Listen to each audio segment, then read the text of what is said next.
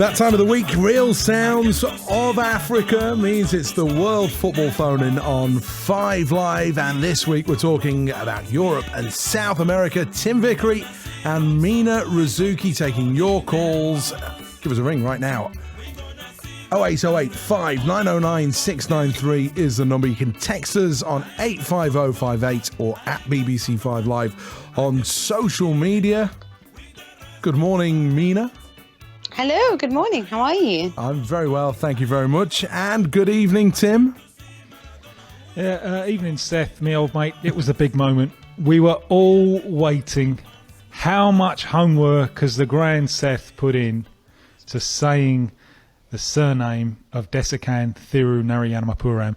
And I have to say, Seth, if it was show jumping, it would be classed as a refusal. A refusal. Not enough homework, Seth. Yeah. It was very, very tentative. It was the horse coming up to the water. Think, no, I'm not going to do that. I'm not going to do that. Let's just stick with Desikan.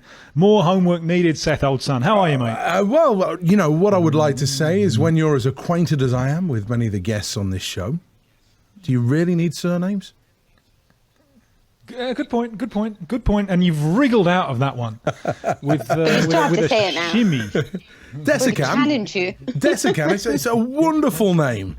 You're not going to say the full name, are you? Me, maybe a little later on. We have to save something for later on, but plenty for us. I think Rzouki was hard enough for him. Yeah, exactly. Do you know how many people I've worked with who still don't know how to say it? How now it's just reached the stage where, it's a bit like you don't want to tell them it's wrong, so you just go with it and go like, sure. How can they do it wrong? What do they do? What do they get wrong?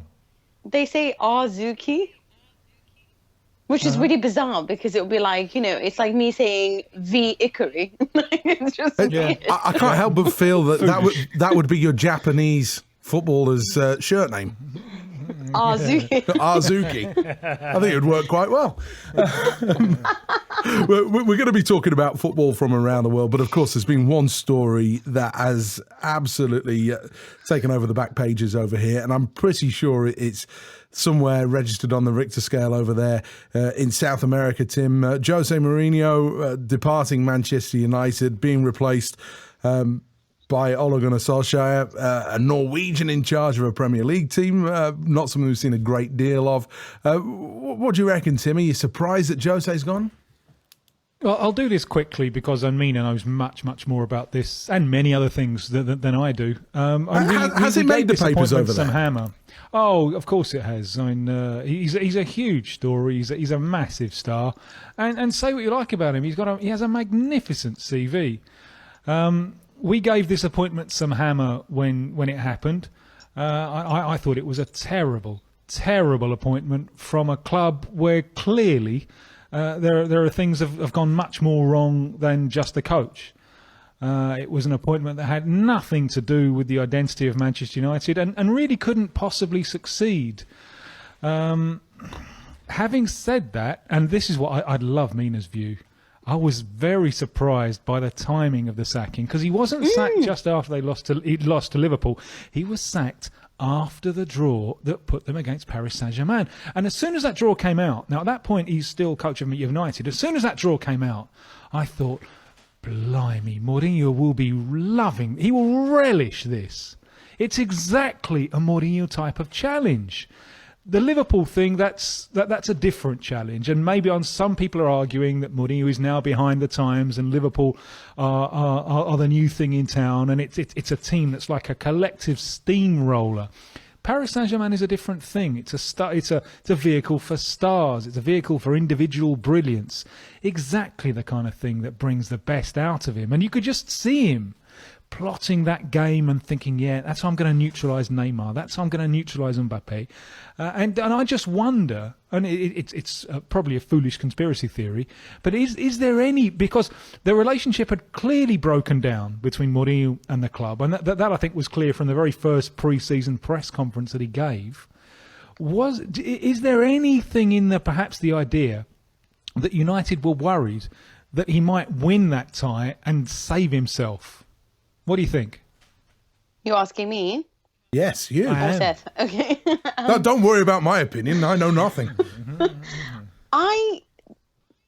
I don't think so. I think that he was going to get sacked anyway. And I think that they didn't have a clear idea on what to do afterwards. So that's probably the reason for the delay after Liverpool.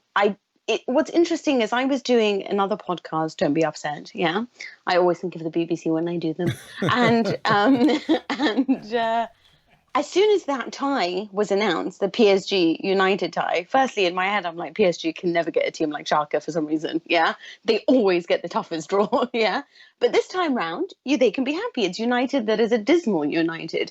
And everyone who was sat next to me on the panel was like, what are you talking about? United can win this. And I was like, we've just talked for like 10 weeks in a row about how horrible this United is. What makes you think they can win it? And they've all proceeded to give me the reasons that Tim just outlined right now. And they're all very true. So then I just sat there and I thought this is a very real possibility. But for me, it was almost the timing came because it's like we need a change and we need it to come at a time where we don't drop any more points. So let's do this at a time where we have easier matches coming up, such as the one against Cardiff, such as the one against Huddersfield. And then whoever comes in to replace him in the short term, because so they've got Cardiff, Huddersfield, Bournemouth, the Newcastle. They can just go on this and develop some sort of confidence before they end up facing the likes of Spurs.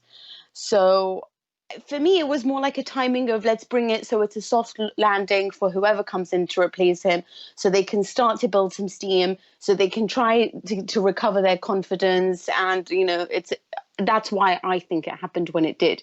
But it is interesting that they waited till the Tuesday rather than straight after Liverpool. And I don't know whether that was due to huge negotiations or trying to find a way through. But I think what shocked me the most about all of this is I went obviously to do a few interviews, and how many of those fans said to me, do you reckon we can get Zinedine Zidane? Do you think we can get him? Do you think he's going to be the next coach? Oh, I hope he's the next coach. And I'm like, this is exactly the issue with Manchester United.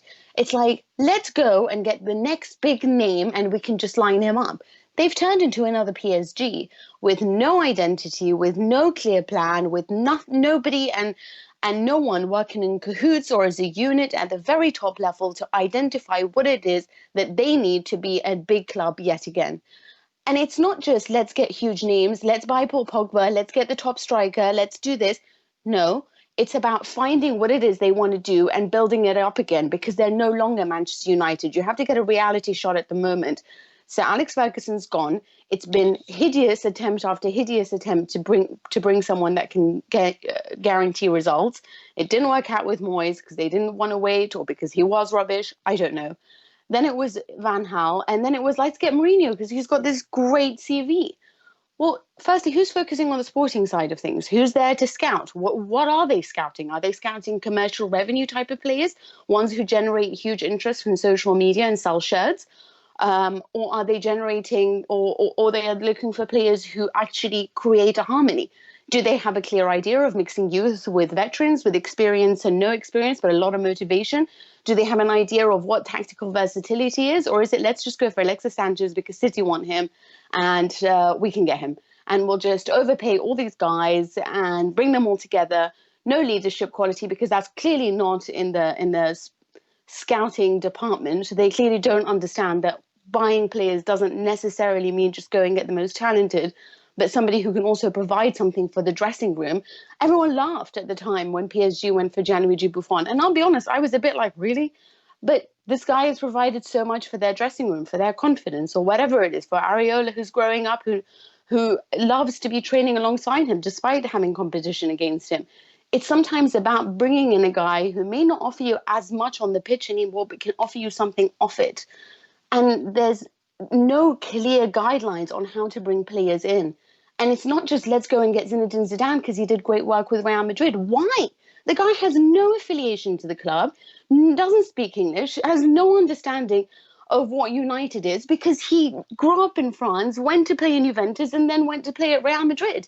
The clubs that he's going to go to are those clubs. It doesn't make sense to all of a sudden go from Real Madrid, where he complained about a rot in the dressing room, about disharmony, about the fact that players weren't giving everything when it came to league games, only for champagne football, which is Champions League, and then goes into exactly the same situation at United.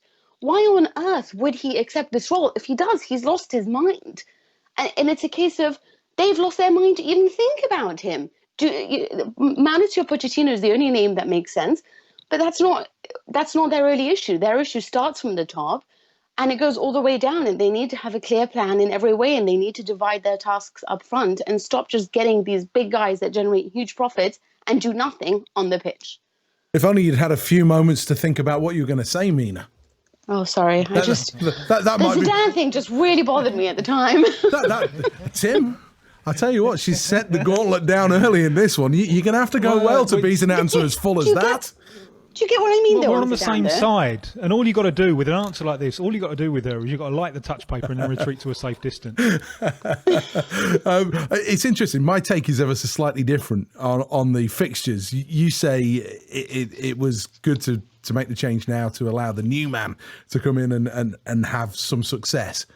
Yeah, I go the other way and think it's very, very difficult to get rid of a manager if they win 5 of their next 6 games in the run-up to that Spurs game. But would you have fancied Mourinho against Bournemouth and Cardiff even? Well, it's a good question, but if you're looking at the fixture list, you still would feel as Manchester United you're going to win 4 of the next 5 games minimum, and that would be your expectation. If you didn't then do that, then maybe you would have to think about making a change. But there you go. Important messages coming in, Mina. Sorry. There you go. That's just appreciation for that rant. It's a reminder that it's time for her to drink some water. Thank you very much. I am actually leaning for my glass of water, which I pre-poured so that people didn't question what I was drinking. 08085 909 693 is the number that gets you through to Mina Rzouki or our Rzouki, and Tim Vickery here on the World Football Phone, and we're talking South America, we're talking Europe, we're talking Jose Mourinho as well. What has been the big story, Tim, in South America over the last 7 days? Watching the Club World Cup from behind the settee, screaming. It's an annual exercise in torture, the Club World Cup, because this is the one place that takes it really, really seriously, And it's even, since this competition FIFA invented this competition in its current format in 2005, the main thing that has kept it alive is the South Americans, who go in huge numbers at great expense. They will travel to watch these games. It's obviously the child of the old annual game between the champions of Europe and the champions of South America. And you only have to go back 20 years, and it was equals and equals. The South Americans would really look forward to this event because it was a chance to show that they were better. They could outplay the Europeans. Well, forget that one. They have won it. They won it in 2005, 2006 and 2012. But they're all single-goal victories. Based on recognising the superiority of the Europeans. So let's hang on for grim life and try and sneak one on the counter-attack. And not something which plays very neutral. So it hasn't been particularly good for the competition. And in recent years, getting worse and worse and worse. Because what we're clearly seeing now is South American champions, not only are they massively behind the European champions, but they're not noticeably better and in some cases worse than the champions from the other continents. And now for the 4th time in all, and the 2nd time in 3 years, that the South American side has failed to make the final. It's fallen at the semi-final stage. River Plate fell on penalties to the local side from the Arab Emirates, Al Ain, who in their first game were 3-0 down to Wellington, a semi-professional side from New Zealand. If you're the South, it's a historic disgrace. And I have to say, I think it was sadly predictable. I did a piece for World Soccer at the start of the week saying, well, I'm not sure River Plate can defend against them. River Plate clearly are the favourites, but, that they'd shown that they made very, very short work of the African champions. They beat Esperance of Tunisia 3-0. And they showed that a really good counter-attack. And River Plate like most contemporary South American sides, the centre-backs, they're slow, quick, slow, without the quick bits.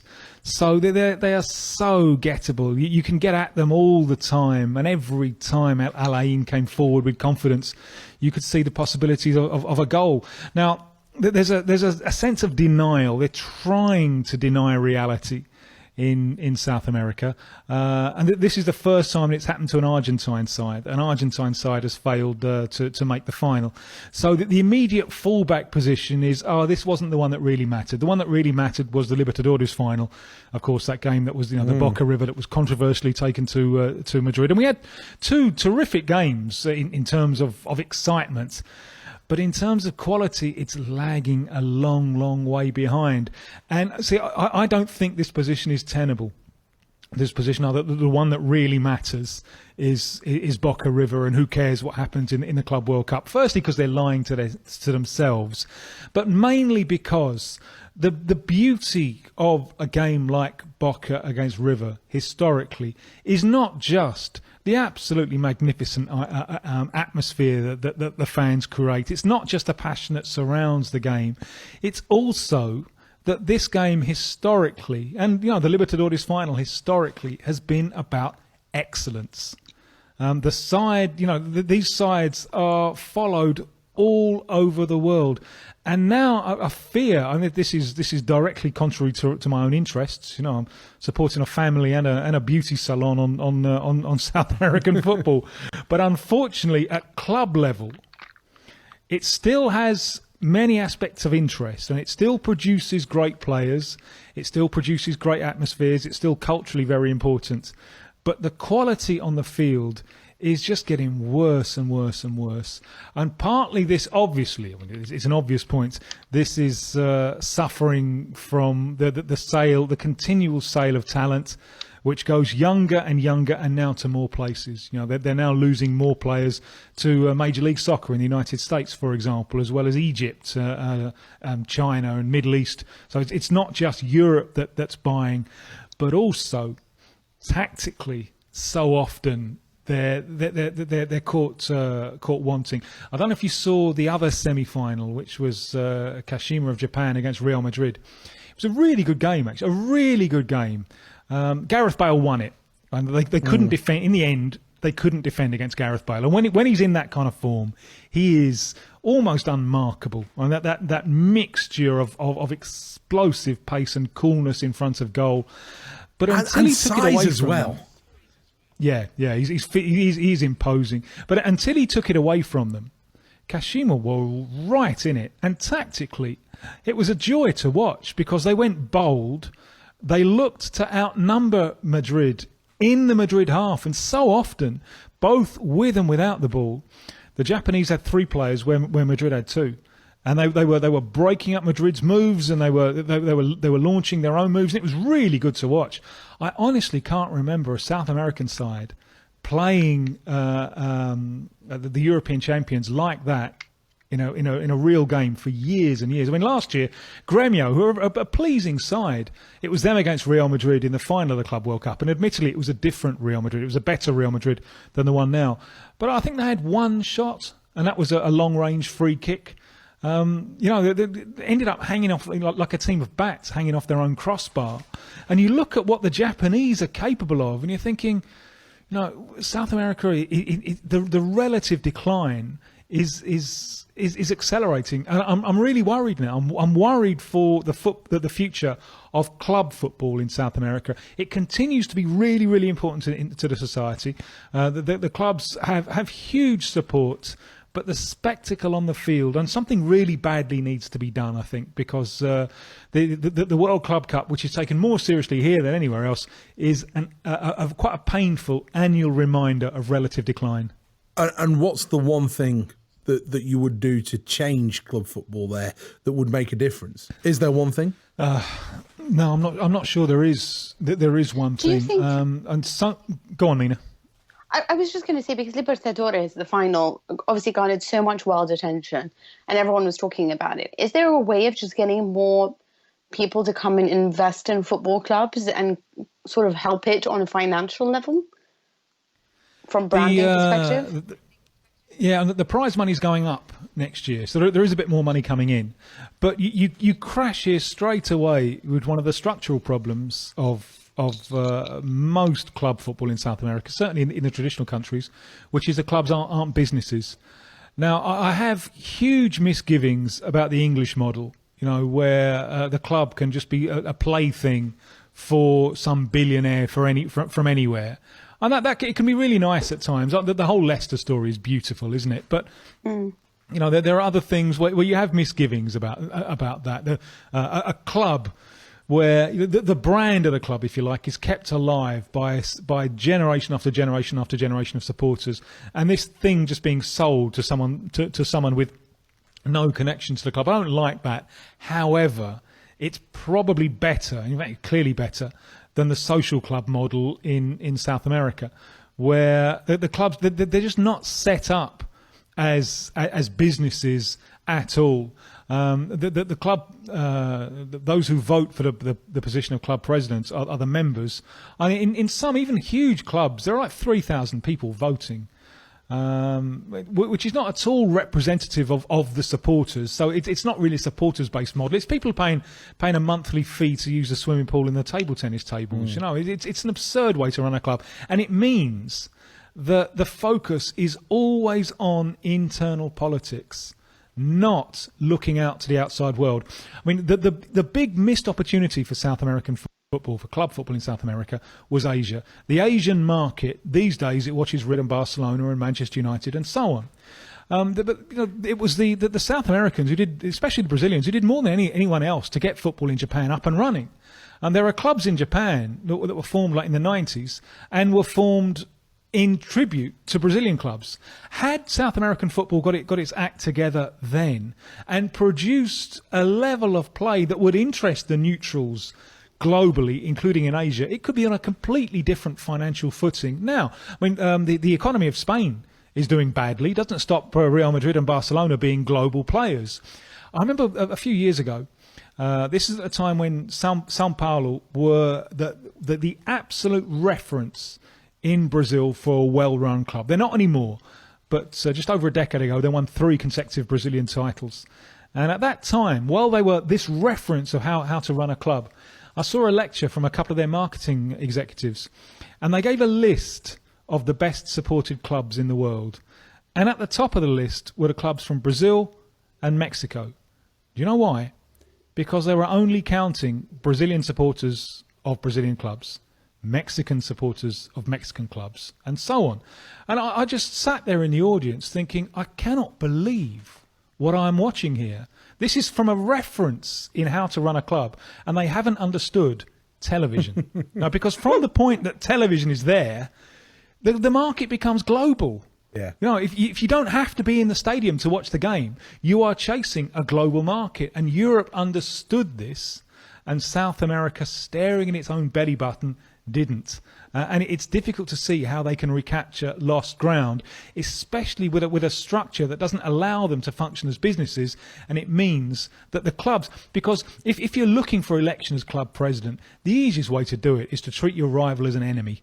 And in football, your rival is not an enemy. Your rival is a business partner. So the whole thing would need a complete change around in order to allow more money in. Although on a personal level, I'm still confused about what the best way to run a football club is. Is there a good way? That's the big question. 08085 909 693 is the number for you to get through to the World Football phone-in this evening. You can speak to Tim Vickery, who has some solutions to how South American football can improve. Or you can speak to Mina Rzouki about what's going on in European football and whether or not Serie A has maybe got a little bit dull and a bit too predictable. We'll look at that on the way. Mina, a couple of texts have come in for you over the last few minutes. Mike's in Aberdeen talking about Manchester United. He doesn't think that things are going to improve until the likes of Pogba and Woodward are purged from the club. Elsewhere, there was a lovely message got on social media actually from Joel, who is going to France to watch Australia play Italy. The question is, will there be many Italians there? What expectations are there on Italy, especially after the men didn't qualify for Russia? So he's watching Australia, Italy? Yeah, Australia against it's the Italy. Women's World Cup. Yes. Mina. Oh, I have no idea. But I don't know. But you don't sense that the Italians are going to put their stock, if you like, in the women. They're definitely taking it a lot more seriously because it's actually being written about in a lot more than it used to be written about. I mean, back then you had to search, and most of the times the big newspapers wouldn't feature very lengthy sort of interviews with the women of the national team. But now with Juventus investing in the women's team and Inter looking to do the same, it's become something and a topic that everyone's talking about, especially because how much they regard it as being important now about moving forward. They don't want to be considered, a country that still lives in the past. How well they're going to do, or what was the question, how many Italians they field? Yeah, is there likely to be a decent atmosphere, essentially? Probably not. Just because I'm not sure there is a decent atmosphere when it's the men's national team, So I honestly have no idea how to answer that. I literally know less than nothing on women's football. Okay, Tim, question for you. I'm surprised this week to hear that Alisson, to put it mildly, is not Brazil's favourite player. This seems to centre around where he was born and, remarkably, his appearance. I heard him described this week as too handsome for the Brazilians. Is this the case? No, he is very handsome. Bit harsh. I mean, they're very proud of what he's done with Liverpool, and what a terrific signing he's been. I mean, without him, that they might well be out of Europe already. They're very, very proud of him, and he suffered a little bit in the World Cup from not having much to do and not being able to stop the goals, none of which were his fault. Maybe you could argue that the goal from a corner against Switzerland he could have come out for, perhaps. But it's hard to be the hero when you don't have a great deal to do. So he did a little bit of flack in Brazil after the elimination against Belgium.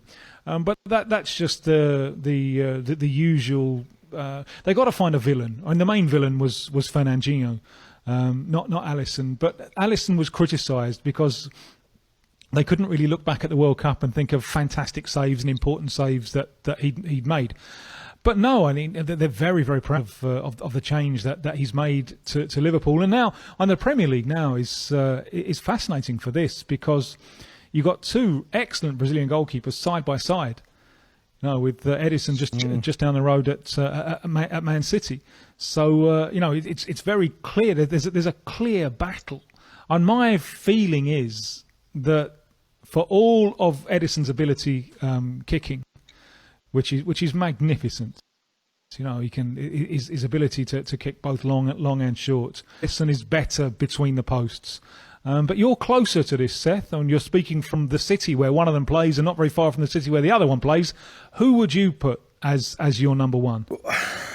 I think that Alisson is a better goalie. Do you? Yes. And I don't know what it is, but when I look at the two, there isn't one thing where I would say he's I'm going to go for him. He's going to be the one that I'm going to put in my team. But if I had a choice of the two, I think I'm going to go in the Alisson train, and maybe that's going to be the interesting thing come the end of the season, isn't it, in the Premier League, as to whether one team or the other is going to win that Premier League title. It could come down to the goalkeeping. It could come down to a mistake or an amazing save, and maybe that will be the end of the discussion point. But I think that he's had such a massive influence since arriving at Liverpool. Do you know why you think he's better? Go on, you tell me. He was trained in Italy. 2 years. You see, you can't claim credit for everything. You can't just put a label on it. That's like a fake Lacoste. Who are their most important players who got them over the Champions League? 2 Italian trained players. Well, claiming everything. Interestingly, Dan asked... That's outrageous imperialism. You can't have it. Although, to be honest, it's really Virgil van Dijk as well, but I've totally glossed that one over. Yeah, well, Van Dijk was excellent again last night in the game against Wolves, scored a great goal as well. It proved maybe to be that amazing signing that's going to make the difference there. Dan from London asked that question about Alisson, and he wants to know, Mina, is this something that you've ever known in European football where a player has been maybe not as loved as he could be by his nation because of where he's from and what he looks like? I guess the biggest one, it was Lionel Messi, no? He was he is the best player in the world, and everyone keeps talking about the fact that in Argentina they don't feel he's Argentine in the way that he plays his football. He's sublime, never mind Argentine. Yeah, honestly, it's so true. But it's a bit like, Carlos Tevez has been their god for so many years. Obviously, Tim will tell you a lot more on why that is, that they don't seem to love Lionel Messi as much as they love all the others. But about too good looking, there was one called Marco. I've never heard anyone in Brazil criticise Alisson for being too good looking, or from where he's from. I have read stuff on him being a model, though. One.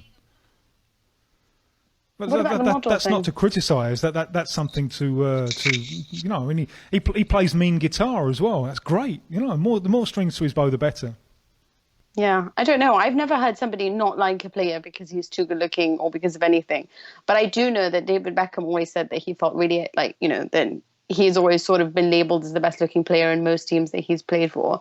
Except when he went to Milan, there was a player called Marco Borriello, and he said, for the first time, I looked at this boy and I thought, I'm not the most good-looking player there.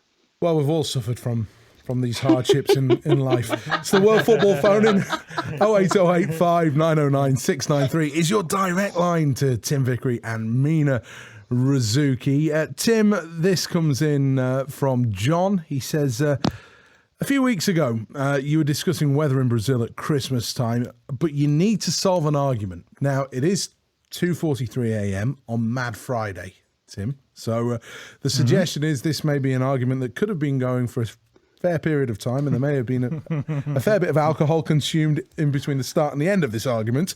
But what is it like in Argentina at this time of year? My mate thinks it's hot all over, but I think that some parts are bordering on chilly. Boom, boom.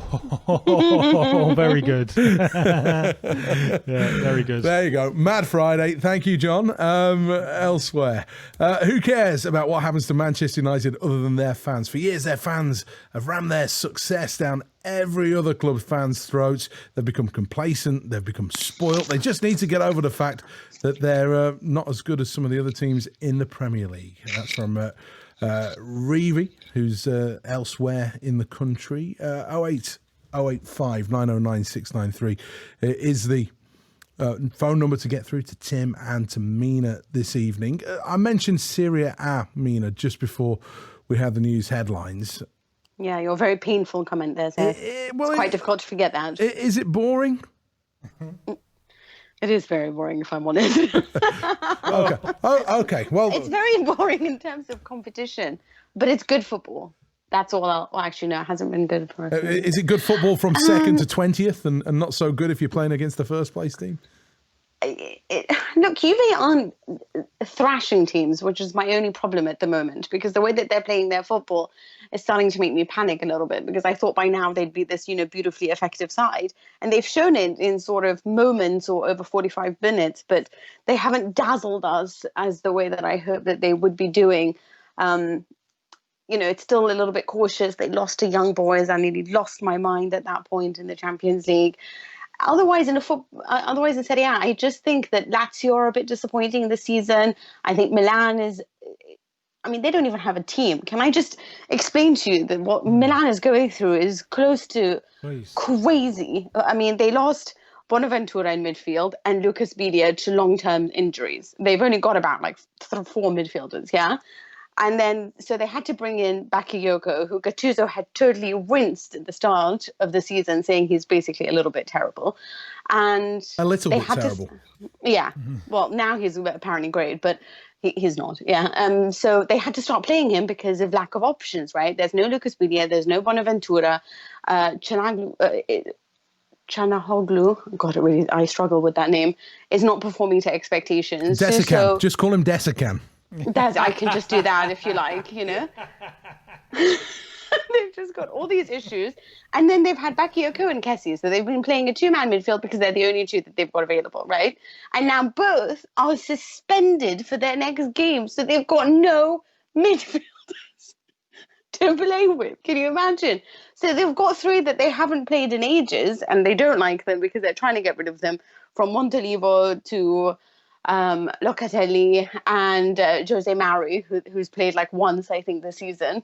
And one of them got injured in training. Okay, so the whole situation is madness. Milan are a shambles, okay? They were calculating the fact that Higuain's goals have cost 2.5 million because of how much his salary is and because he's only scored 5 so far. They're not getting goals. They don't have a midfield. They're in terrible form. And yet they're still fourth, which goes to show you that it's not been a very good season for some of the teams because of the fact they're not performing to expectations. However, Inter and Napoli, who are the challengers to the throne, are a lot more exciting than we've seen in recent seasons. I know everyone can tell me about Napoli reaching a wonderful limit of 92 points last season. Yeah, they were fantastic, but they also didn't bother with any other competition from the Champions League to Europa League to Coppa Italia. We haven't seen them in the Coppa Italia yet, but they were so thrilling in the Champions League. They were very much the pride of Italy. And for a turnover that's only 200 million, they did a fantastic job of taking it down to the wire with PSG and Liverpool, obviously. And I think those type of matches between them, including Roma, who have like a schizophrenic personality, who can do great things or really terrible things, depending. They've also got a huge, massive injury crisis. It's exciting. I think the football level is really good because Inter are pretty terrible and they should have qualified except for that mad game against Eindhoven. I think Napoli, you saw what they've done on such a small budget in comparison to what Premier League and PSG spend. So I think Italian football in terms of teams and innovation and tactics, and it's still very, very exciting. There's just such a huge gap between Juve and the rest of them, much like there is in La Liga between Barcelona, Real Madrid, and the rest of them. But again, this season, La Liga is also disappointing because no one is living up to expectations. You're listening to the World Football Phone In on 5 Live. 08085 909 693 is the number. Let's speak to Amin, who's in London. Good morning, Amin. Hi, good morning, everyone. Good morning. Good morning. I've got a question for both Tim and Mina. I'm a Napoli fan, and I try to follow them as much as possible. And they've got a player called Alan, who is Brazilian born. However, he hasn't been capped for Brazil yet. And I wanted to know if he's going to follow the same path as Thiago Motta. He has. He has. He has. Just Oh, been wow. capped. It's all over. It's all over. We so wanted him. Well, yeah, that was my question. I was going to ask if he was going to follow Thiago Motta and Jorginho, but obviously that's not the case anymore. So, honestly, we sat there and prayed. He still could, because it's only buying when you play a competitive match. He appeared in the friendlies last month's friendlies. So while he doesn't play a competitive match for Brazil, there is still a possibility that he could switch, like happened with Diego Costa. And Diego Costa played a couple of friendlies for Brazil. He felt that he was being messed around, and Brazil didn't really want him. So he thought, well, jack this for a lark. I'm gonna be Spanish. So it's still possible for Alain to do it, but his ambition is to play for Brazil. They brought him into the squad. There's been a movement to try and bring him into the squad for a while, and internally in Brazil's coaching staff, they were arguing about it. I think the former Arsenal left back Silvinho has been pushing him for a while. The coach Chichi was a little bit dubious, thinking that maybe he doesn't offer enough in the final third.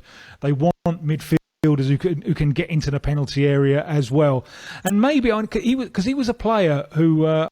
I remember watching a fair bit of him for Vasco da Gama when he was a little bit of a utility player. He wasn't a glamour player.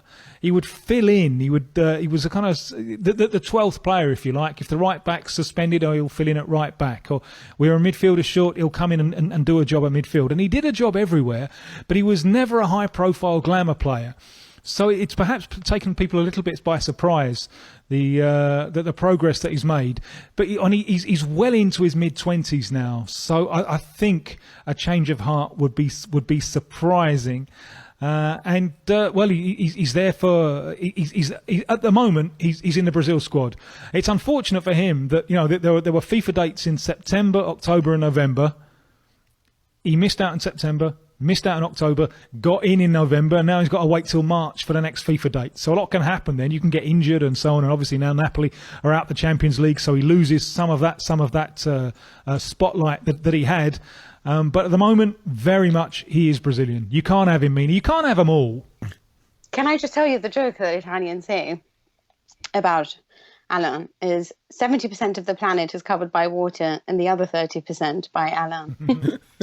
Because of just how much ground that man covers. There is nothing and no player I enjoy more than somebody who does what he does, what N'Golo Kante does. Not that they're similar, not that they're the same player exactly, but it's those types of players who do so much for their team and so sometimes weirdly not recognized for how much they offer and unleash those around them. I mean, it is true. He was also sort of looked upon as a utility player even at Napoli, but it's almost like one of the reasons is he understands exactly what to do. He's always hot on the heels. He's biting. He cares. He fights. He's there till the end. And he understands with the new coach how to develop the game. He's always evolving.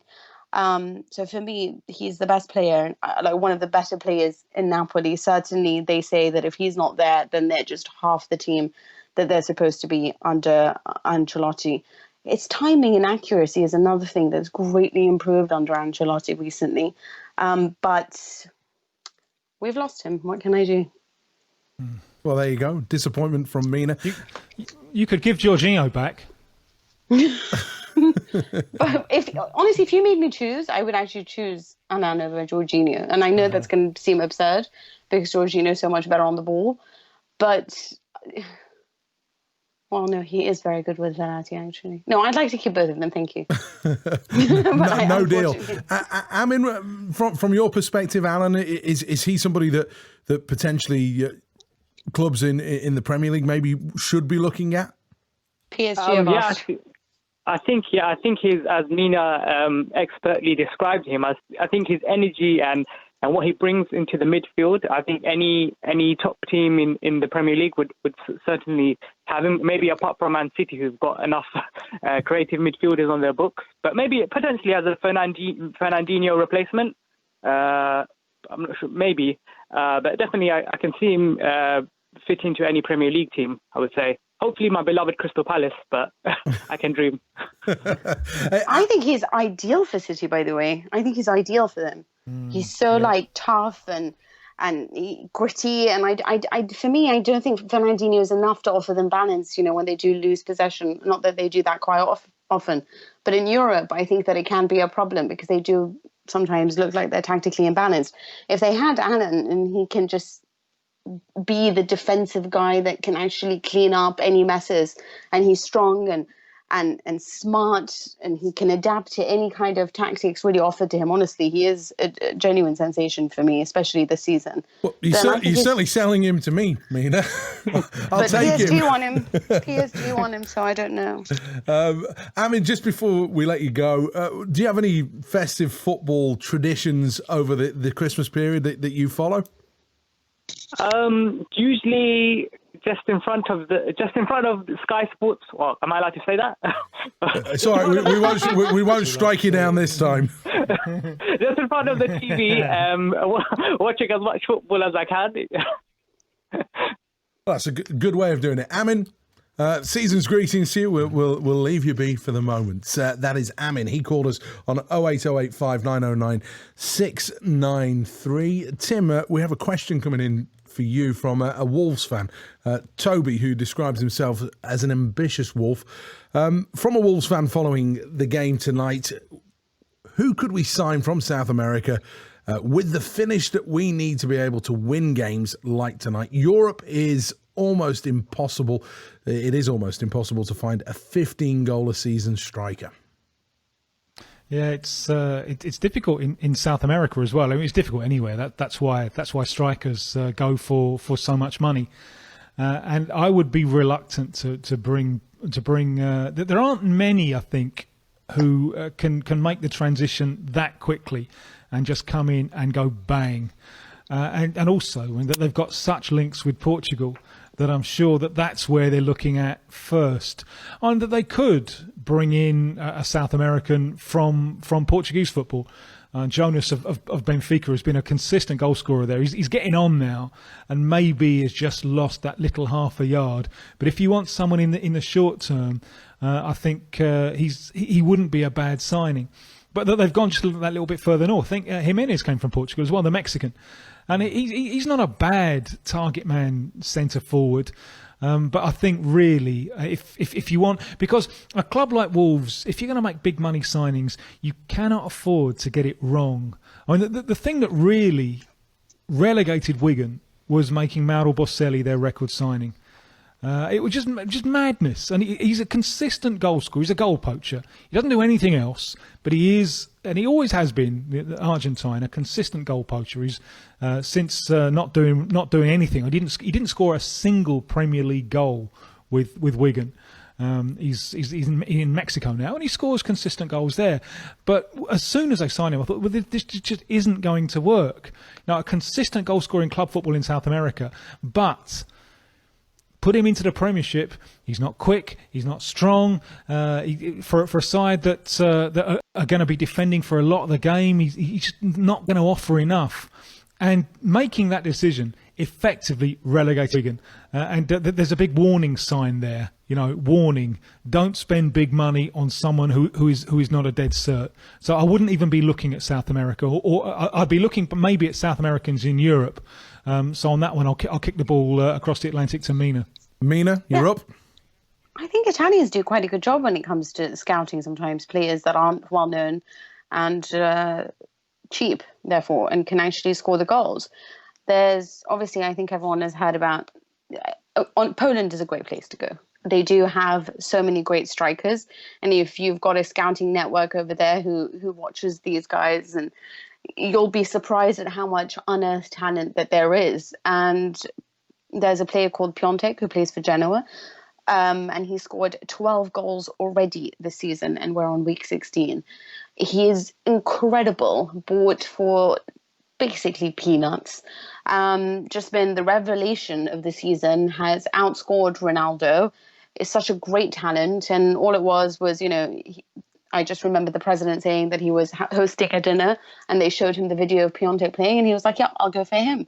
There's Milik as well for Napoli, when they lost obviously so many of their players, Higuain, and they brought him in, and they thought, okay, well, he's not going to be the great guy who's going to replace Higuain, but actually he was sensational. Suffered 2 injuries, has come back, and isn't starting as many games as Dries Mertens or Lorenzo Insigne, and yet the Polish guy has still outscored both of them in less minutes, and using his physicality well and his intelligence. I think Poland is really a place to go for unearthing strikers. Just give us an idea in 10 seconds, the kind of player. Who else is this striker like?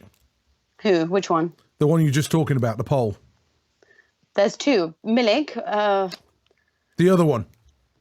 Piontek. There you go. He's not the most talented, but he's a finisher. That's all you care about, right? Okay. Well, it's good enough for me.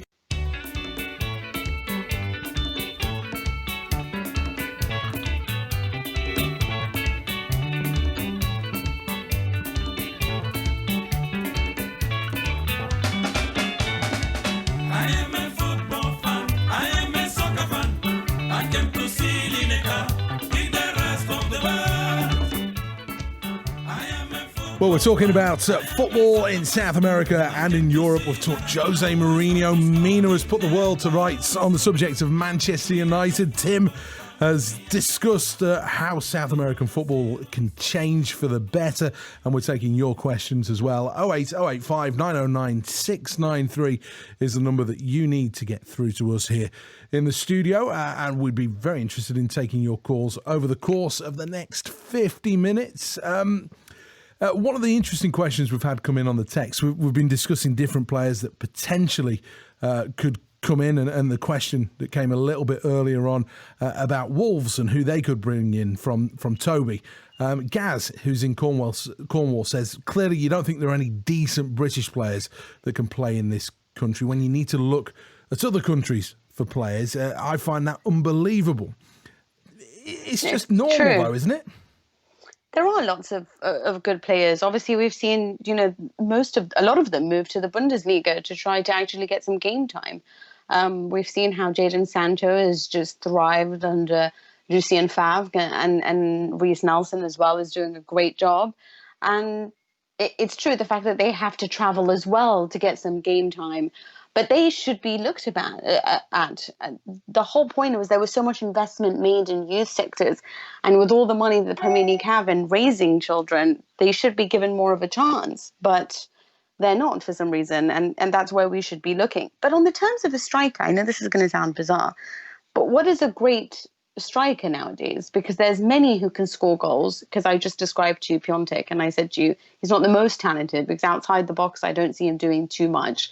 But in terms of a finisher, he's great. Do people still want that kind of? I guess people still like that player. Box player? I don't know. I'm not into it, so I don't know. That's why I'm not huge on. Yeah, I remember last time that me and Mina were in harness, we kind of agreed a little bit, I think, on Mauro Icardi, who doesn't really offer anything else apart from putting the ball in the back of the net. And I looked at Inter Milan, the two games against Tottenham in the Champions League. I thought they were terrible. They were an awful side, really, really, really poor.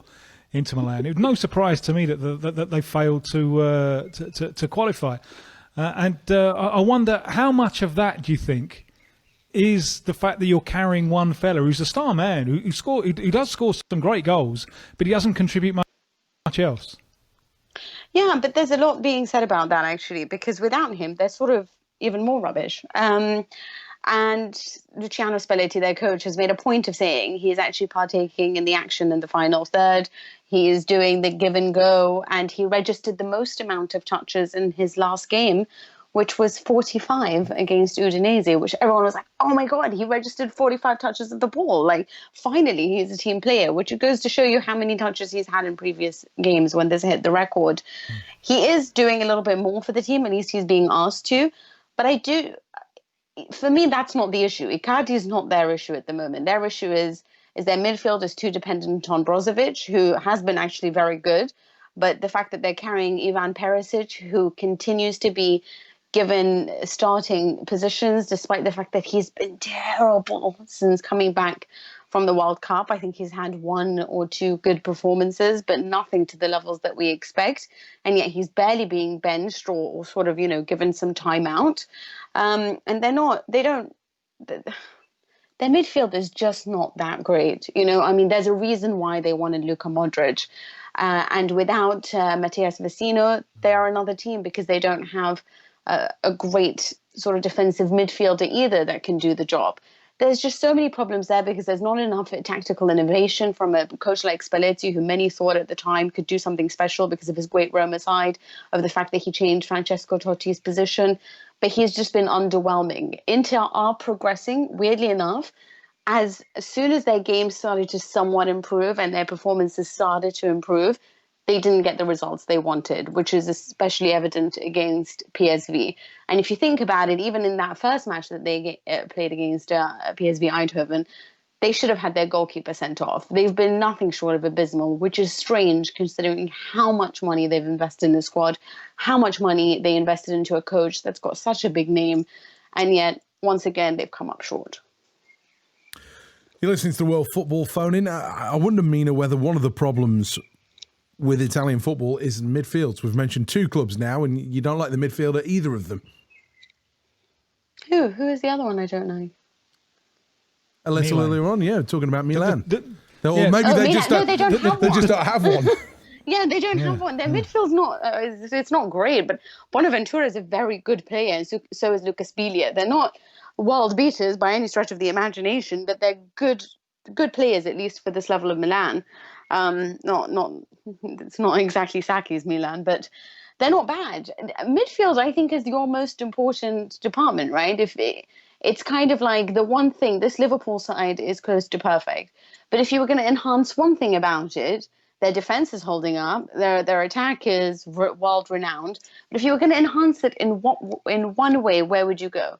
You'd probably go in the midfield. It's just the one department that just makes everything tick. So I struggle to find a team in world football, even today, from the very big clubs to the very small ones, a midfield that is really honestly quite complete. It was at Real Madrid, and I think that made up for any other nonsense and madness that they had within the side, because they had Casemiro, they had Kroos, and they had Modric.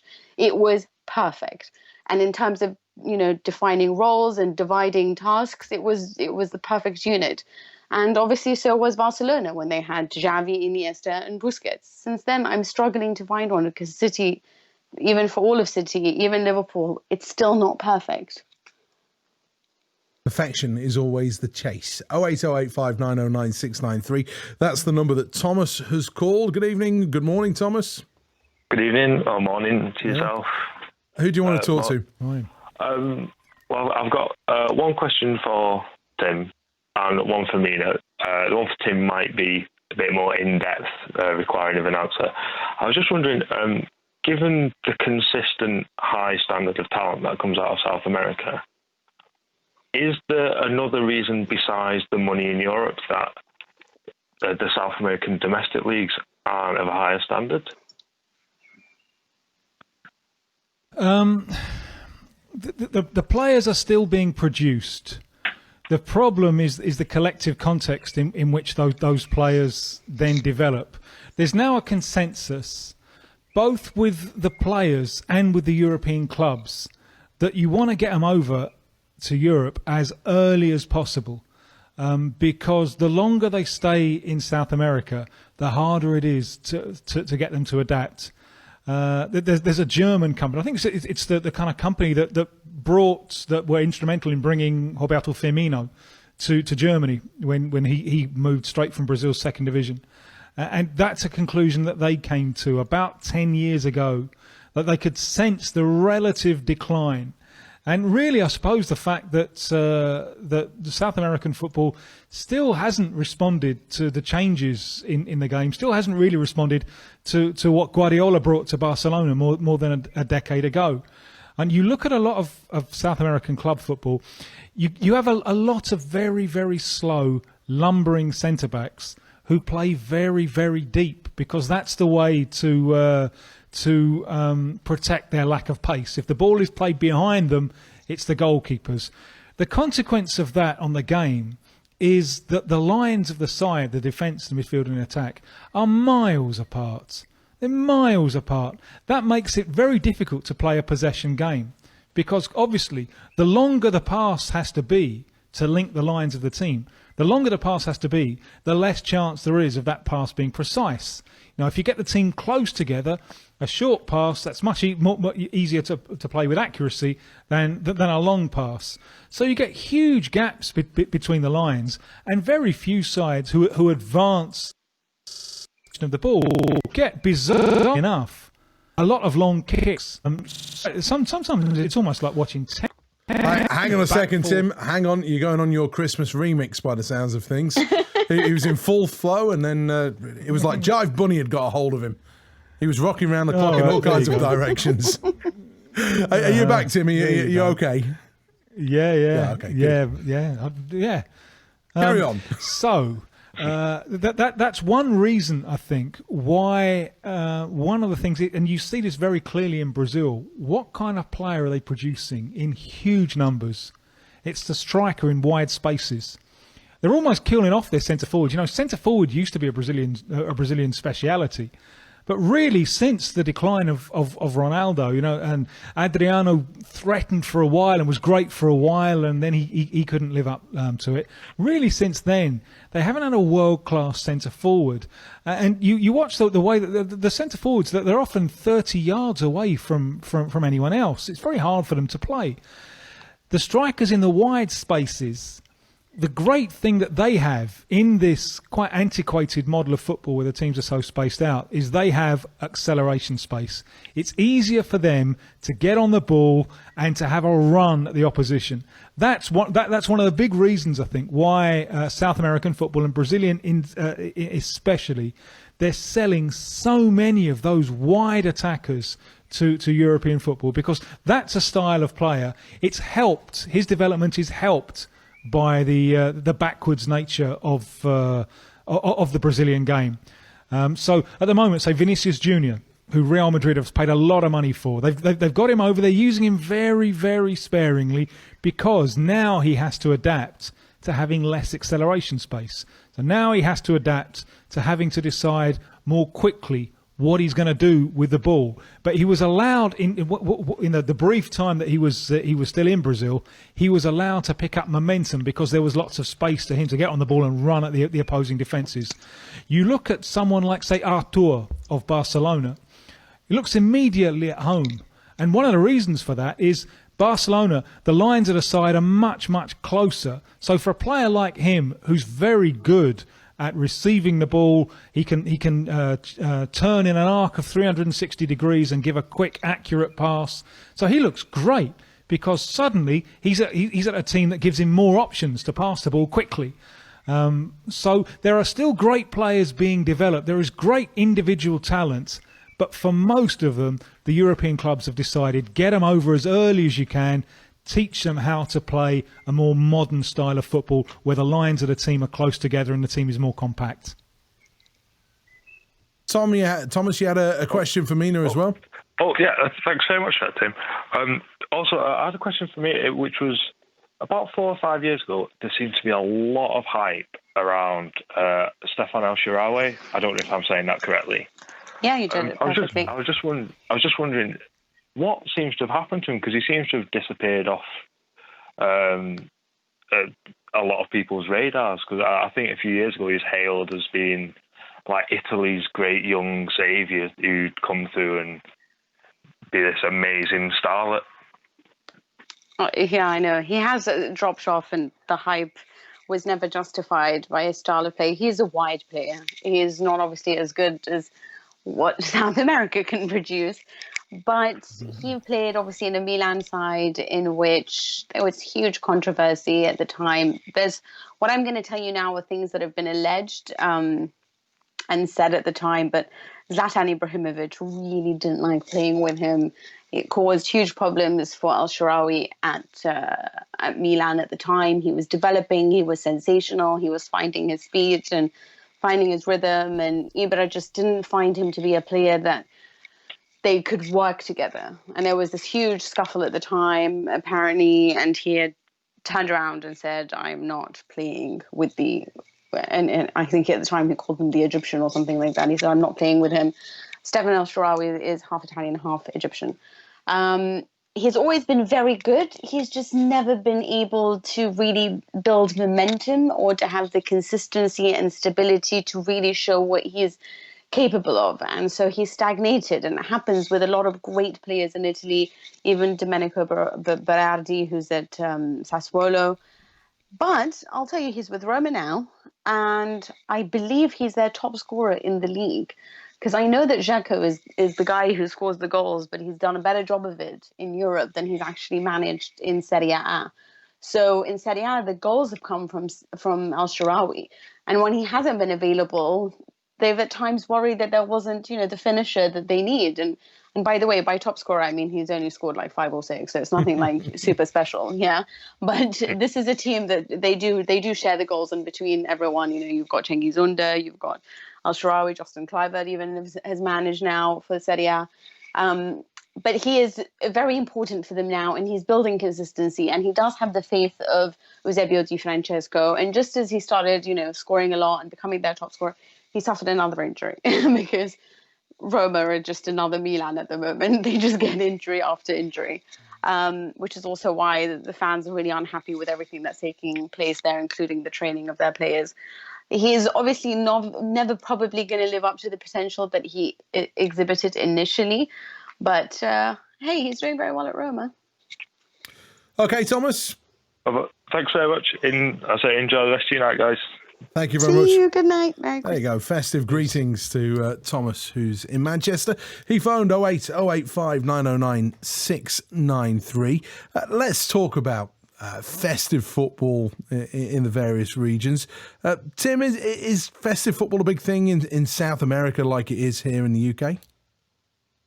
Yeah, it is quite big but not in official terms. It's high summer now, so all of the seasons have come to an end, and some ended last Sunday, some ended a little bit earlier. The last one to end was Bolivia on Wednesday with Seth, the tactical dog. Oh, yes. Oh, yes. The tactical dog made an appearance. Hang on a second, Tim. You've only got 3 minutes and 15 seconds. Is that enough to do the tactical dog I can do it in justice? 3 minutes. Yeah, I can do it in 3 minutes and 15 seconds. It's the last round, and it's the two sides in with a chance of winning the title. San Jose, the home side, all they've got to do is avoid defeat. It's the end of the game. They're at home. It's 1-1. They're hanging on for grim life. They've had a man sent off. What do you do to slow the rhythm of the game down when you're suffering? You throw on the tactical dog.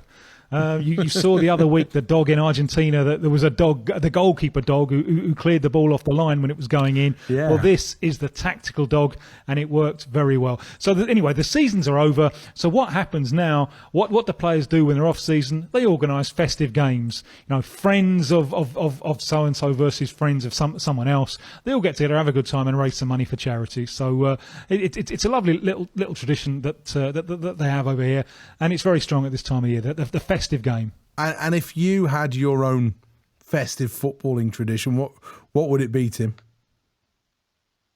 My festive tradition would probably be not having any football for a couple of weeks. You know? I'm always surprised that these players who are subjected to a really, really harsh calendar of games, I'm always surprised that the minute they get off, what do? They organise charity games. You know, I suppose what it does is it reminds them of what football was like when they were kids, when it was just fun. There was no pressure, and that they could really, really enjoy it. But sometimes I look at this and think, wouldn't you rather be doing something else, anything else but playing football? But there you go. That's what got them so good at it in the first place. Mina? What I would like them to do? No, what's your festive? Do you have a festive footballing tradition, if you like? No tradition, but it is. I do love the fact that there is football on in the Premier League and that you can watch it over the festive period. And I sort of wanted that to happen all around Europe. And, well, I mean, it's happening now in Serie A. There's going to be games on Boxing Day, which is totally unusual, and everyone's really surprised by it. Yeah. Really? Yeah, think about it. I mean, it's crazy, Wow. right? Especially for what is considered a religious country. So everyone is playing a full round of fixtures on Boxing Day, and that falls on a Wednesday, I think. And then they'll play again over the weekend. So 4 days later, they'll play again. And they're not taking their Christmas break or whatever break you have in the middle until January. The Bundesliga is out after the 23rd of December until mid-January too.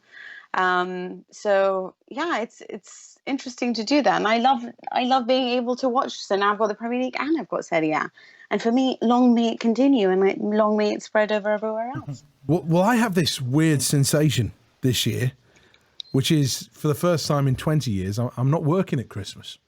I'm not going to be doing a game on Boxing Day. Did you work every day for 20 years on Christmas? On Boxing Day, New Year's Day, 29th, whenever the games were falling. And when I was commentating a lot on football, that was one of the things where you would just go to, you get to Christmas Eve, you'd get Christmas Day off, and then that would be it until, probably the 10th of January or something like that. And then you'd kind of get back into normal schedule, and you'd get your time off in the next international break, and that'd be where you take time. So I actually don't have a footballing tradition. And maybe I'm itching to go to a game on Boxing Day and go and stand there in the stands and enjoy a pie and a bovril and whatever else goes on when you do this stuff. But it's not a bovril, please. If it's cold, keep nice and warm. But it's interesting. I didn't know you had Brummie roots. That was a surprise to me. Me? Closet Well, Brummie, Seth. I think you should travel to Milan. We still haven't. Sorry. Go on, Tim. That sounds like a good deal, doesn't it? Yeah, Yes. Boxing Day football in Milan, especially as they don't have a midfield. You might get a game.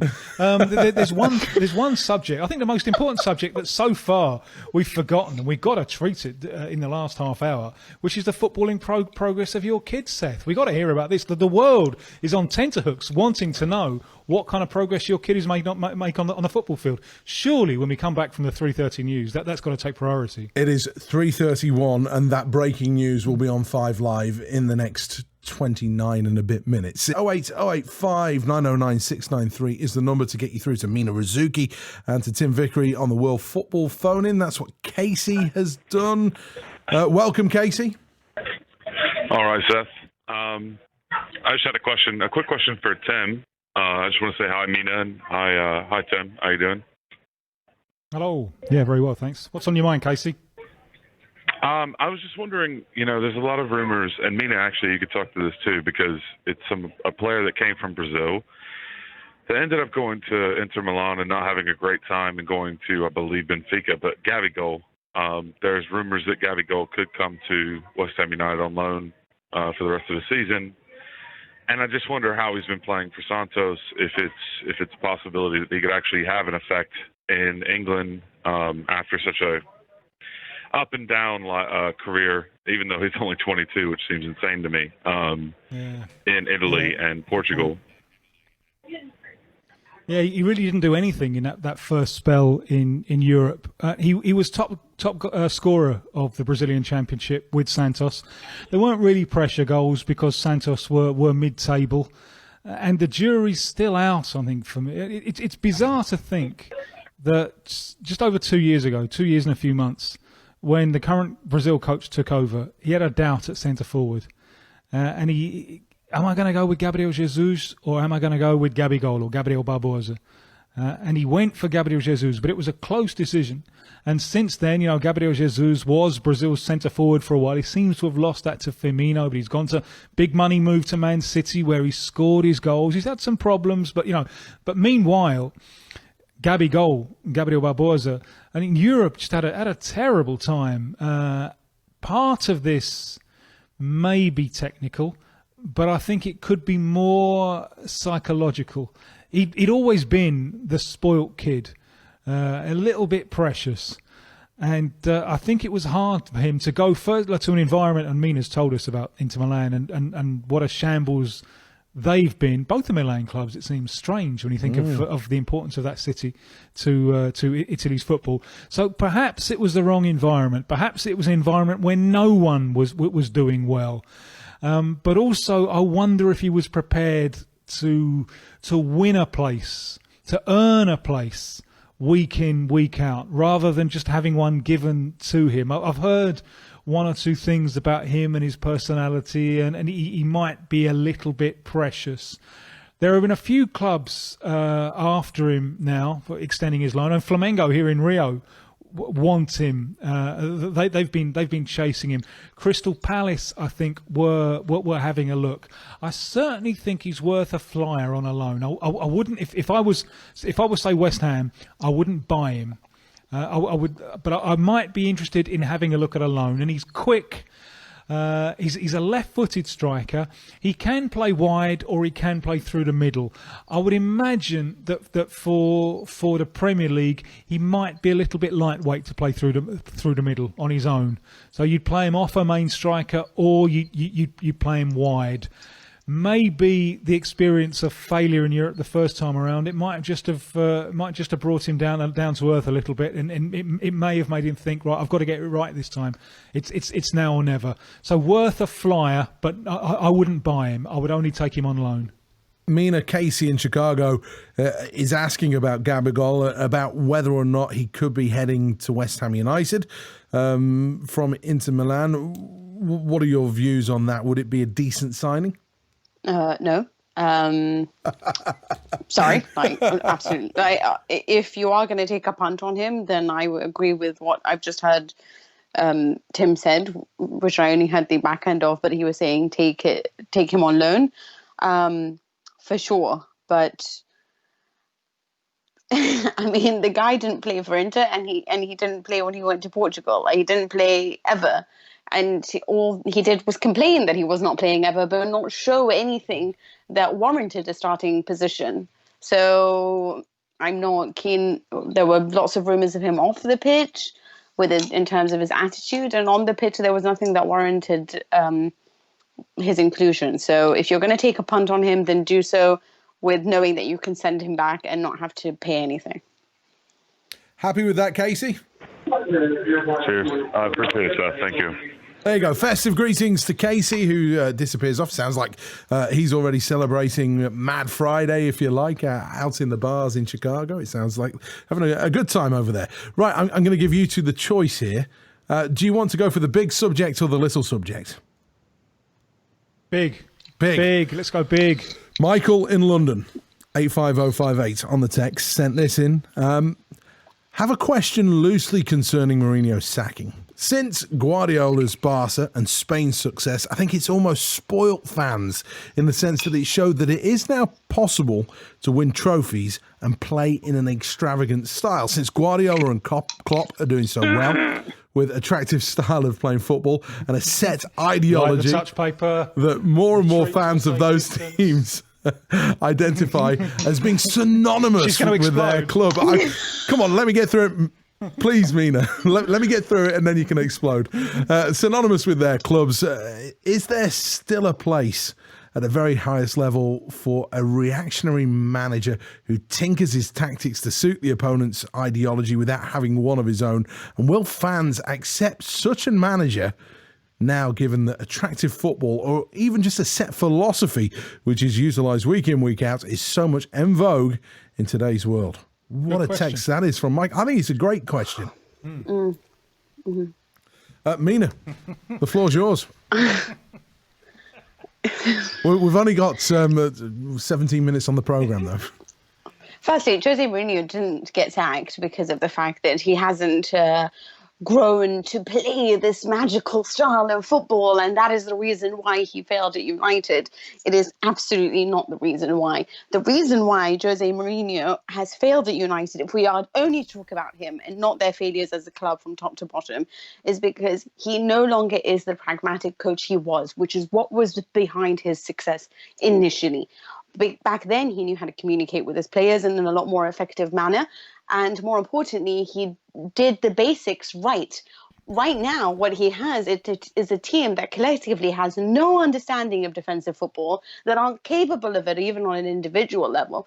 And rather than hide that deficiency and try to sweep that weakness away and mask it in any way possible by playing attacking football and showing what they can in fact do rather than exposing them for their weaknesses, that is the reason he failed. What he should have done with the collection of players he's done is play what they know how to do, which is go and attack. If that meant conceding 15,000 goals, let it be. But at least do it because that's your plan of doing it, because that's what suits the players, because you have so many attacking players there, ones that don't know how to track back necessarily or ones that don't know how to defend.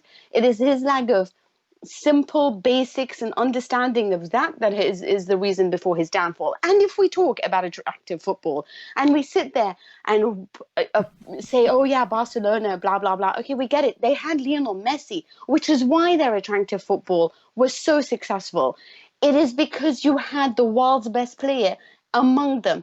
Do not tell me that Pep Guardiola, I am yet to understand. I know that he is considered a legend. Okay, I'm very happy for this. But until he wins the Champions League with a team other than Barcelona, then I am going to continue to question him, because I'm going to question a team that conceded against Hoffenheim, that was beaten by Lyon. They still have so much fragility. Attractive football is good, but you need balance. He was humiliated at Bayern in 3 semi-finals. He conceded, 5 goals to Real Madrid, 6 goals to Barcelona, or maybe convert them. He lost to Atletico Madrid. There's your attractive football. Well, what happened when they came up against Cholo Simeone's pragmatic football and reactionary coach? That man reached 2 finals on the back of being a reactive coach. It's not because he is boring. It's not because they play defensive football, but he just played to what his team had. He is being pragmatic. He is being clever, much like Jardim did with Monaco for many years before they started having players like Carrasco, Anthony Martial, and then later Kylian Mbappe, Bernardo Silva. Then he changed to a very interesting and attacking side. Attacking football is good, but until you show me somebody who's won a plethora of awards and trophies based on doing that and not caring a single shot about defense, I'm not going to be that impressed, because yes, it's fun to watch, but where are the trophies? Show me the trophies. Only Real Madrid are winning the trophies this years. So no strong opinions then. It's just oh my god, like let's revere a guy who. I get it, but you know what? I've got a take on this, and where Virgil van Dijk is the reason why Liverpool is winning, because they have a midfield that helps them defend, because Milner's great at doing everything. This is what happens. Attractive football's fun if you have the guys who do the jobs.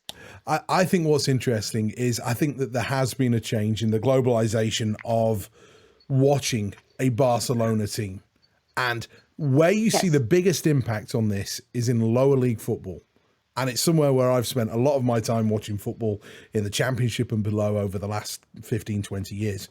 And what you see then is players who don't have the ability, that don't have the skill, and managers still trying to split their centre halves, still trying to have their goalkeeper spray 40-yard passes to a fullback that can't trap a bag of cement. They still want a centre forward who's a big lummox to be able to have the touch around the box, but also to be able to sprint in behind and do the hard work that you would see of Luis Suarez.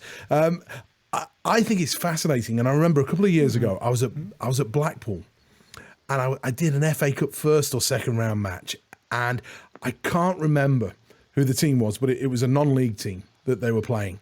And Blackpool were absolutely awful at that time. And they were going through a lot of the problems that they're going through and they've gone through for the last 5 or 6 years. And I was watching this non-league team with players that were, pretty rudimental and not that good. And that was the way they were trying to play.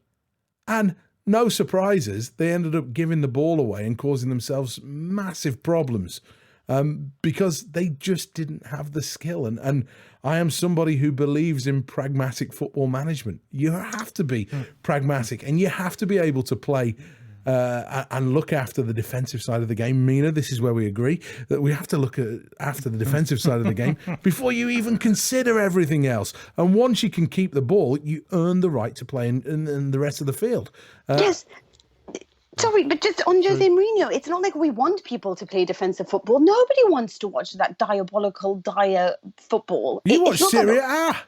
It's not like that. You look at Juventus, they got done by Fellaini. They don't know how to defend, by the way. This is a weird thing that honestly, Italians do not know how to defend anymore. I'm look at Inter, you saw those, they're the 2 best centre-backs in Serie A, and they couldn't defend against PSV Eindhoven, they couldn't defend against Barcelona.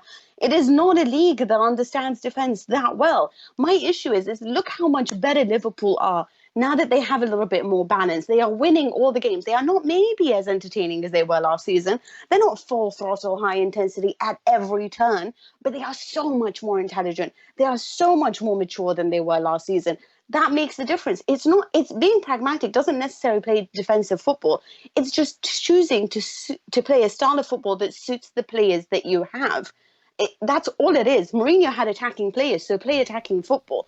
If you have defensive players, then what is your option? You counter-attack, right? This fancy football is only great when your attack is so good it can outdo anyone. But you can see with City, if they're strikers or they don't have Aguero or they're not all shooting from every single cylinder that they've got, there is a lack of imbalance. There is a lack of balance. And they suffer. And that's because their midfield can't necessarily do all the defensive work for them. He had Messi at Barcelona, so their attacking game was always at the highest level, so they could win and please you and do everything. But you know what? Luis Enrique did the same thing. Tim, anything to add?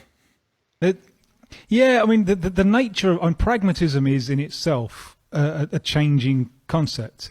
And I think what we're getting to here is changes that the business of football has brought to the field.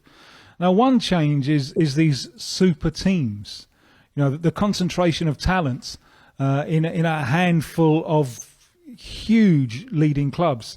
Now, obviously, that they are buying and that they're acquiring magnificent individual attacking talent. So the nature of pragmatism then becomes, blimey, let's find a way to use it. You know, let's find a way to show this fabulous talent that we have. So pragmatism then, in today's environment, becomes attacking well. You also have the business pressure. Ever since it's the huge change, and people underestimate this change, the huge change that television has made to the sport, because the market then it changes from the 40,000 people or whatever inside the stadium to a potentially limitless global market. So then you want to produce a spectacle which is sufficiently attractive to snare the neutral. So there are business pressures also pushing in the direction of attack.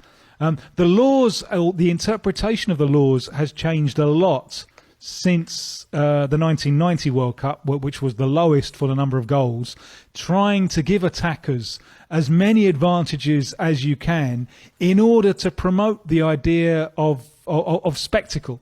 So there's a lot of pressures pushing towards an encouragement of attacking football, and for this reason, I think Mina's right. And defensive standards have gone badly down. Although it's much harder for defenders these days because they can't just whack you into row Z as they used to be able to do. You know, if you look at old games and you look at some of the things that the defenders got away with. No, they didn't even get a yellow card back in. You get a jail sentence these days for some of the things that defenders could get away with. So it has become more difficult for defenders and easier for attackers. And there is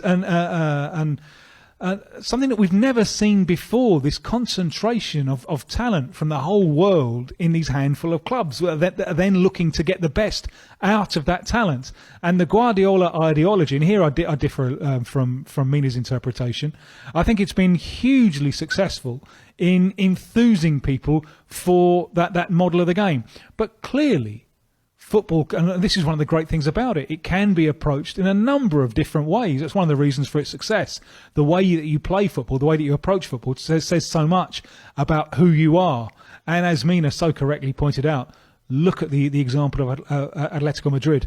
You know, on a shoestring budget in comparison with Real and Barca, they have been competitive on a pragmatic model of play, which, you know, in the financial conditions of Atletico Madrid, of necessity means cover up first, counter-attack second. So, but I do think, I mean, the Guardiola thing, I don't think can be underestimated. Certainly from a Brazilian perspective, because 15 years ago, it was so common to hear people over here say, possession-based football is dead. The physical evolution of the game means that you can't do it anymore.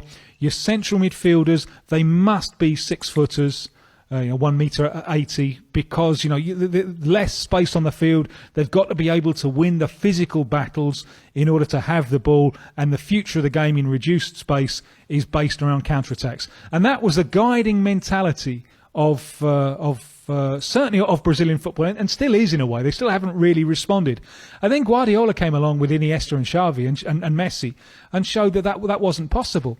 And I remember seeing Messi for the first time, South American Under-20 Championships 2005. And it's the highlight of what I ludicrously call my professional career. And I remember speaking to Branco, the former Middlesbrough left-back, former Brazil left-back, and he was in charge. It's a position that he's going to take again. He was in charge of Brazil's youth development. And he told me that the first thing that they started, right from the start, that he got all his scouts to look at, was size. What was he interested in? Big players. So they were caught totally off balance. And so much of world football was caught off balance by the idea that you can have a possession-based side with little players low centre of gravity, keeping the ball and moving it around. So I wouldn't underestimate, no matter how many trophies have been won or haven't been won, just the mere fact that is possible, I think has been a huge shock to football. And for me, I think it's done the game a lot of good. It has done a lot of good, but I do also love your point, Seth, about how many people are trying to do it and clone it, but without the talent required to make it work. It requires such sophisticated tactics to make it work and such an exceptional squad that I don't think it's something you can emulate unless you have, these world beaters like Manchester City have, like Barcelona had. Without them, I just feel like it's a model. If it is just a huge, gung-ho, let's go for it, let's play beautiful attacking football and possession-based and not focus on defense, you do need a fantastic group of players. Like Hoffenheim are very interesting to watch and were interesting to watch in the Champions League, but it almost came across as unsophisticated because when they did lose possession, because they were bound to with the level of talent they have, it just becomes chaos at the back. And it's so many people just, are trying to emulate Pep Guardiola and trying to play this beautiful style of football. But, and some of them have succeeded. Napoli under Sarri succeeded. They're still playing that under Ancelotti. They are wowing everyone. And they play with small players up front, with two really short players up front, but technically gifted beyond anything you'll see in Serie A. And then you've got, Juventus, who play with Ronaldo and Mandzukic, two physically imposing players, but both sides win and both sides are dominating at the moment. You can do it in a number of ways, but I do think that in football, for most people, that kind of aesthetically pleasing, wonderful attack that can do all of it and win trophies is just too hard to try to emulate. Peggy has been in touch from Chrome. Why do commentators and football pundits call the pitch the floor when clearly it's the ground? Floor is indoors or possibly tarmac. On the field, it's definitely the ground. Discuss. My dad's generation used to call it the carpet. Yeah. He always used to call keep it on the carpet. So I don't know. Figurative language. And I suppose as a commentator, you don't want to keep repeating the same thing. So you're supposed to use 1,000 synonyms. Do you wince about the number of times in football reports you've referred to the away side as the visitors? The visitors. And you would never do that in normal speech. It just every time I think, oh God, I said the visitors. It's kind of hackneyed reporter speech to avoid saying the same word again and again. You know the one I hate more than anything? Bagged a brace. 2 goals in as many games. Yeah, bagged a brace. Bagged a brace. It means nothing except for the pheasant hunters. And let's face it, who knows many of those? Certainly not me. Tim, I can give you our breaking news update. Son number one. Go on. No longer plays football. No. Oh, no. His heart has been stolen by other sports. And now he plays cricket. What's he do? He plays cricket. To a very good standard, actually. And he was at trials last night, and he plays ice hockey for north of England as well. And there's not enough time in the week to play football. Blimey. So bad news. Okay. But there we go. He still likes to play football in the back garden, and that's good enough for me. Tim, Mina, thank you. Appreciate your time as ever on the World Football Phone-In. Merry Christmas to the pair of you. Thank you. Merry Christmas to you. Thank you, and you.